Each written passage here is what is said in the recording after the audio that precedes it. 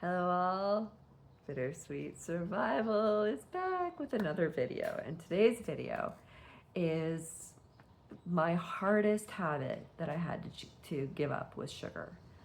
I found out that I was allergic to, well, that not really allergic to because there's no allergy test for it, but I reacted horribly to processed sugars, processed sweeteners, and soy products, as well as what I already told you about, which was dairy.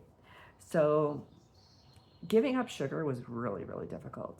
It was extremely difficult process to do. I'm going to try to remember to put a link in the bio, but I've learned a lot about sugar in the last 10 years, especially. And the things that I've learned is that it is one of the hardest drugs to overcome. There's some studies that have shown that children who are addicted to sugar are more likely to become alcoholics because alcohol turns to sugar in your blood. It's fermented differently, so it has a different type of reaction, it's a different type of head high, but essentially sugar and alcohol alter your chemistry, alter your brain chemistry in pretty much the same way. So when I decided to give up sugar, I didn't realize it was going to take me 5 years to go from I'm definitely giving up sugar to finally being at the point where I can give up sugar. I talked about in the past about some of the hardest habits to give up are the ones that are rooted in limited beliefs and that are very emotionally dependent. You're going to know that your habit is emotionally dependent if you say to yourself, if you declare to yourself and to others, I'm going to do this. And then when you try to do it, there's a part of you that just doesn't want to. That's when you got to do some research. You got to get really honest with yourself. Now, as a little side note, I have noticed that a lot of people lie to themselves. And I've discovered that if you lie to yourself, you're more likely to have other people lie to you. It's easier to believe other people's lies because you don't even tell yourself the truth. So one of the things that I learned on this journey was in order to change my habits, I had to become extremely comfortable with the truth. And I got to tell you, as somebody who was born into a cult that utilizes hypnosis and sugar to control the members, there's a lot in there.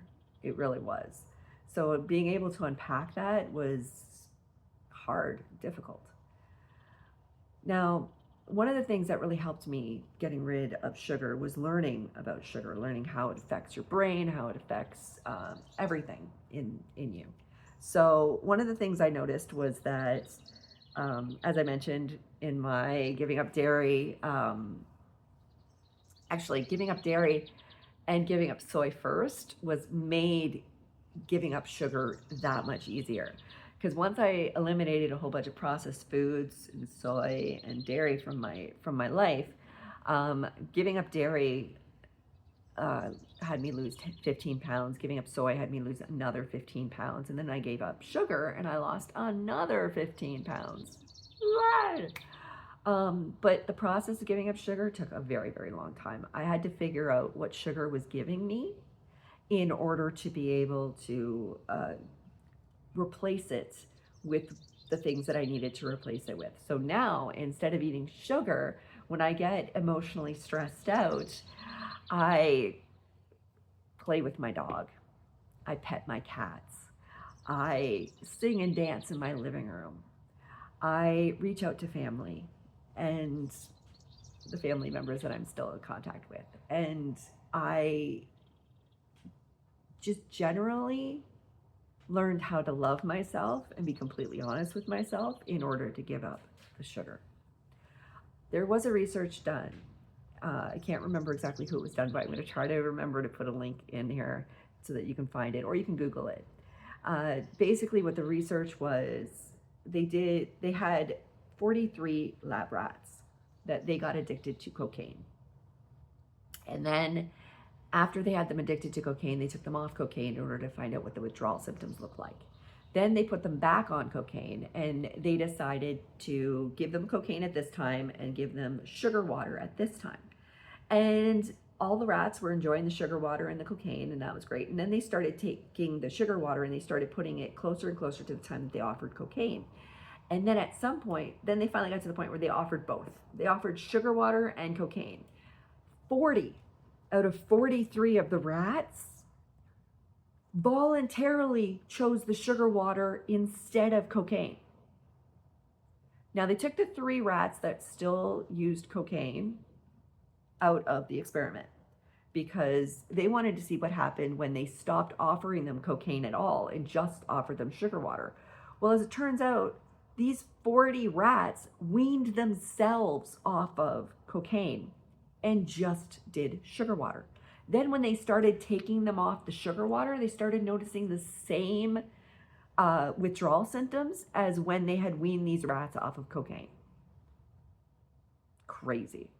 And sugar is everywhere. Sugar is in everything. The amount of words that they use to go with this is sugar and that's sugar and dextrose and all of those, I can't even name them. I don't even know them. But processed table sugars, processed sweeteners, I always react the same way to them. And so learning that I definitely needed to get off the sugar because I was starting to physically react to it. Like it was making my eyes itch and my tongue tingle. And that was a surefire sign that I was having extreme allergy reactions to it. It was my body rejecting it. I learned in the process that sugar is actually an anti-nutrient. There are no nutrients in sugar. Your body requires minerals and vitamins to break down and utilize sugar that sugar in itself does not contain. Unlike fruit, it doesn't have any of the things. Like that's the best thing about fruit. So one of the biggest ways that I switched from sugar to other things, another aspect, as well as all of the self-love and being honest with myself and stuff like that, was that I had to learn how to love fruit instead. Fruit contains all of the minerals and vitamins that your body requires to break it down, and then some, and extras that your body can utilize at a later date. So one of the biggest factors in me giving up sugar was switching to a fruit type of substitute. So instead of having sugar, I would have watermelon. And I know back in the 90s, it was all, watermelon is just sugar and water. No, it's not. Yes, fruit becomes fructose in your stomach. And so it doesn't release out of the stomach lining as fast as sugar does. Sugar is one of those things, sugar and alcohol treating just the way sugar does, and water are the 3 things that can go through your stomach lining into your system.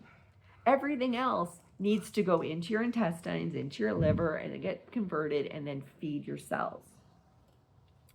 So when I found out that I was reacting heavily to sugar and I tried to get rid of it out of my diet, I was noticing that whenever I had a very stressful time, whenever I was remembering the past, which I'm still working on, or I was having an especially stressful moment, I wanted sugar. And it was because of my conditioning. I was groomed to believe that sugar was a great amnesiac. So I would take sugar and I would think about the mistakes that I made that day or the problems that had arisen, the ways that I had failed throughout the day. And I would think about them and I would eat sugar and I would wish those thoughts away, and then I just refused to remember them, and after a while I completely forgot. It's pretty interesting. My grandmother taught me how to use sugar to get rid of those bad memories because it's done, it's over with, forget about it. That's the thing about being raised in a cult, is that a lot of times you don't even understand that it's a cult because it's how you were raised, it's what you were groomed to do. One of the biggest benefits of learning how to get rid of sugar is one of the things that I learned about sugar is not only is it an anti-nutrient, it doesn't contain the minerals and vitamins that your body needs to break it down. It has to borrow from healthy cells. It has to take from the healthy parts in order to break down that sugar. I also learned about the sugar crash and about how when you have sugar, like your body is looking for all three of the macros. It's not just looking for carbohydrates, which sugar is high in. It also needs the proteins and the fats.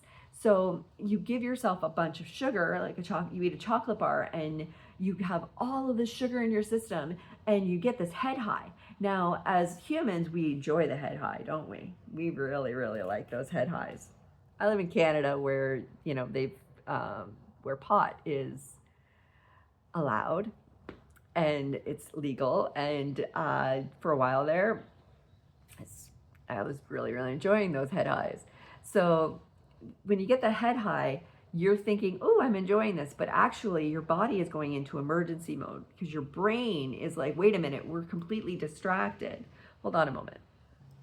Sorry, had to pause there for a second because my cat needed to go inside the house. Anyway, so as I was saying, wait, where was I? I get distracted. Head highs. Right. So when you eat sugar, especially if you eat a lot of sugar, you get a head high and you're thinking, woo, this is fun. But actually your body goes into emergency mode because our instinct to be ready for anything to happen is extreme in any animal, including the human animal. And so when you have a head high and you're like, oh, Libby, everything can happen, I'm completely okay. Your body goes into emergency mode and it sends a signal to your pancreas to say, we need to get rid of the sugar. There's way too much sugar in your blood. So what happens is the pancreas sends out the insulin. Insulin grabs the sugar and it deposits it into the liver. And if the liver is full, then the liver will convert it into fat and store it someplace where it needs to be, whether that's around organs or around your midsection or underneath your arms like mine likes to do, wherever it needs to be. So the thing is like your body's like, okay, we got enough carbohydrates. Where are the proteins and the fats? But if you don't eat anything but sugar, and you don't have any fat and any proteins, then that's the reason why you end up with all these fat rolls, because your body's like, well, we have sugar, we have enough carbohydrates to last forever.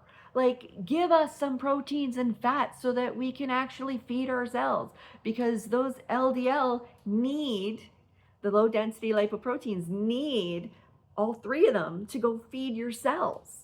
But anyway, that's a whole other conversation. Like, we can talk about everything that I know nutrition-wise about LDL, HDL, all that wonderful things in a later video.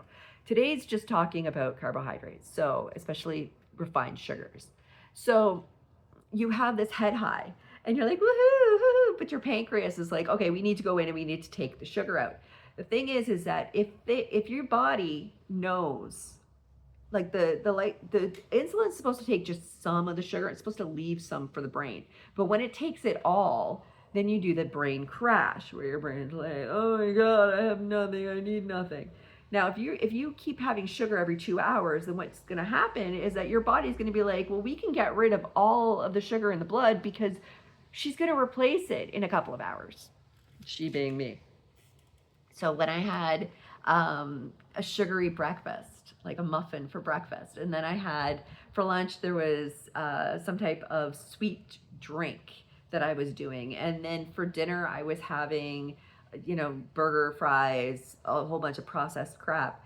And then I was eating chocolate bars at the end of the night while watching TV, while remembering I made a mistake that day. And like, basically I was groomed to believe that if you make a mistake that you're a failure as a person. There's a whole lot in there. I'm not going to unpack it today, but it's just part of the grooming that I was raised in the cult that I was born into. Now that I'm free of this cult, which is awesome, any day you're not in a cult is awesome. I've learned a lot about everything, but including the sugar. So when it comes to, so let's go back to it. So the sugar crash, and then you have some more sugar, and now you're sugar high, and your brain is like, woohoo, but your body's like, oh my God, we're in emergency mode. If a tiger were to jump out, there's like, it's the same as when you're drunk. Like, you don't, when you're drunk, some people call it liquid courage, which is stupid. It's not liquid courage. You just forget there are consequences. You're still going to have to deal with the consequences. The consequences are still going to be there, but you kind of forget to think about the consequences when you're drunk. So you kind of, that's my theory anyway. So anyway, I was eating sugar to get rid of the memories, get rid of the bad memories and the mistakes that I made in the day that made me human, that my parents had taught me made me a failure as a person. And so I was extremely emotionally dependent on sugar. So finding out about the sugar crashes and the sugar waves, what I also found out was that if you stop eating sugar all the time, your pancreas will not send out the insulin to take all of the sugar. And even if it does, that feeling only lasts for a couple of hours, because now your brain goes into the reverse mode where it goes, oh wait, we took too much sugar. She's not replacing it. So let's get the liver to break down the sugar that we've already used and release that, because your brain uses 50% of the sugar that's going throughout your system. Your brain does not store sugar, okay? Your muscles store sugar. Your fat cells store sugar, but your brain doesn't store sugar. It just uses it as it's going. So if you were to go through the sugar crash and wait a few hours and just drink some water maybe, and eat some fruit maybe, then it would definitely even out. And ever since I gave up sugar, I don't need coffee. When I wake up, like today, I'm a little bit more tired. It's a little warm today up here in Canada. We're having a little, after the Victoria weekend heat wave that usually happens. It's usually when we think, oh, winter is here, winter is completely gone, spring is completely gone, summer is here, but summer doesn't actually start until June. So we're having a kind of a heat wave right now. So that's affecting my sleep, of course. But when I wake up, I drink water. That's all I drink. That and oat milk. I don't even drink coffee and tea anymore. But we're talking about my sugar addiction. So I was so addicted to sugar at one point that if there was no sugar in the house, I would literally jump in the car, go to the nearest place that would sell me sugar, chocolate bars, and buy like 5 or so chocolate bars, then come home, and I'd have to, like, while I'm watching TV and watching movies, I would eat sugar. And then I would go through my day and I would think about every time I tripped, every time I said the wrong word, every time somebody asked me a question I didn't know the answer to, and I would consider each and every one of those failures, because my parents considered them failures. They taught me how to be completely dependent on them because I was human. Because being human is a failure. It's pretty interesting considering what I learned. But again, we're not talking about that today. Yes, I'm mentioning some of the things that I've survived. So here's another thing I've survived. One of the things I learned about sugar is that cancer loves sugar. It absolutely loves sugar. I'm a Gen Xer, so back in the 90s, there used to be a fat kid who would beat up those skinny little kids and steal their treats out of their lunches. Sugar acts like that. A tumor in your body will act like that. As a cancer survivor, it was extremely important for me to learn that cancer loves sugar, because now I'm facing it again. Not cancer. I don't have cancer yet. I do have a mass of concern. Being a cancer survivor means that mass of concern is a massive concern. So I am so happy that I gave up my sugar. I learned how to control my sugar habits before I found out that I'm facing the possibility of cancer, because the pressure of facing cancer and trying not to kill myself by eating all the sugar would have given me would have made it a lot more stressful. But instead, I had already learned. I had been training myself since I was a teenager. I've been looking out for like what are the causes of cancer, what are the treatments towards cancer, and I found like one of the biggest detriments to cancer is sugar and processed foods. If you think about it, it kind of makes sense because cancer is a toxic cell, and sugar, processed foods, all of these things, trans fats, these are all toxins. So if you eat toxins, it's going to feed the toxic cells first, and leave nothing for the healthy cells. Another thing that I found out about sugar specifically is how it affects your cholesterol levels. Now, I haven't seen this anywhere, so I don't know if this is already out there, if people have already told you this, but I was talking a little bit about LDLs, and they consider those the bad lipoproteins, the bad cholesterol, and that HDL is the good cholesterol. Well, the truth is that when I think about LDLs, they're not all bad LDLs. LDLs are the things that feed your cells. They're the little lipoproteins that get sent out from the liver, filled with carbohydrates, fats, and proteins that go out and find, those cells in your heart, find the cells in your brain, that find the cells in your muscles, and find the cells everywhere in your body, even your little chin, even the little cleft of my chin. It finds it and it feeds it. But there's two different types of LDL, depending on the food quality that you eat. So if you eat sugary sweets, like if anybody has ever taken table sugar and they accidentally dumped it on the table and it got wet, what happens? It gets very sticky. Well, if it gets sticky on the outside of your body, guess what? It's also sticky on the inside. So when I think about LDL and HDL, I think about a family. Okay, so I'm not going to give anybody any genders. I'm just going to say that this is a family of 4, 2 children and 2 adults. Okay, so one of the adults is on the inside of the house and the other adult's on the outside of the house, and they tell one of the children to grab a glass of water to take it out to the adults outside. Their job is to just take that water to the adults and then come back into the house. So they send the first child. The first child, this child is the one that listens very well. So it goes out there, it takes the water to the adult outside, and then it comes right into the house. Now the second child goes out. Now the first child I like to think about is the one who's been fed, listens very well because of the quality of the ingredients within the child. So this child is fed fruits for carbohydrates. It's fed lean proteins and good fats.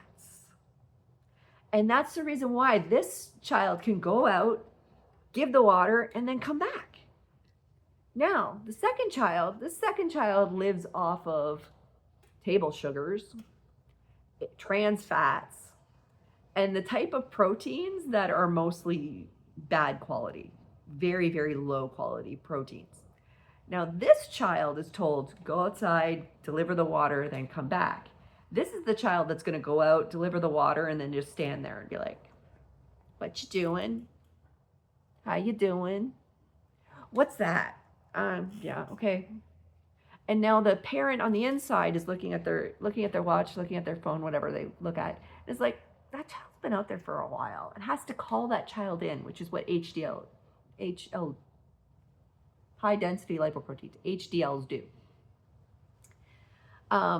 Calls in because that child is just going to stick around. That's the bad cholesterol, is the ones that deliver the food that the cell needs and then just hangs around. It doesn't come back. So the HDL has to go out and clean and collect all of these LDLs. Another way of looking at it is something that I like to picture is, let's say you have a whole bunch of bad LDL, which are high school students hanging out in the hallways, waiting instead of moving about their day, going to the next class, doing what they need to do. Back in my high school, what used to happen was all you needed was just a couple of teachers to stand shoulder to shoulder and then stretch out their arms. All you needed was like 3 teachers across this giant hallway with the gesture of go, get out, move. And like they could clear out a whole hallway. Just 3 HDLs can clear out a whole hallway of LDLs. And that's the way I look at it when I look at cholesterol and stuff like that. So sugar is a definite contributor of making your cholesterol stick inside your body instead of the LDLs that are supposed to go out and come back. Those are the good LDLs. The bad LDLs are the ones that go out and they hang around and they're like do do do do do, and they need to be called back in because they're distracted. I hope that helps. But anyway, I had to learn all of this stuff about sugar in order to finally give up sugar. I also needed to learn that I was dependent on sugar emotionally. And I had to figure out that mistakes do not mean you're a failure. Mistakes just mean you're trying. And that fail means frequent attempts in life. And I also had to learn that sugar is not a great substitute for real human connection, real friendship, real self-love. So it took me a long time to give up sugar. I had to face my emotional demons. I had to face why. Why did I feel the need to reach out to sugar? I had to address that. I had to be honest with myself, and I had to really let myself sit with the knowledge that sugar is a temporary solution that doesn't actually solve the problem. It just creates more problems. Okay, so it's a lot of information, I know, and it's a lot of me revealing that I'm a cancer survivor, I'm a cult survivor, there's more that I've survived, but we're not going to get into that today. Anyway, I hope that helps you understand that when it comes to these major habit changes, the ones that really affect your emotional state, that the number one rule is to become honest with yourself. I honestly believe that if you don't lie to yourself, it makes it harder for others to lie to you. Just a theory. Anyway, hope you have yourself a great day. Bye for now.